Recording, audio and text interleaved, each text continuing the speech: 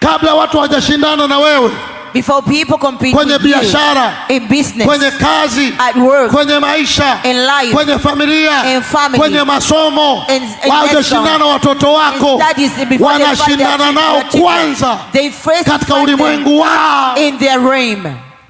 Wewe unashindana na mtu leo asubuhi au mchana, wakati mwenzako usiku kucha amekulaani akiwa uchi, while you have felt the whole night have been cursing you while he was naked.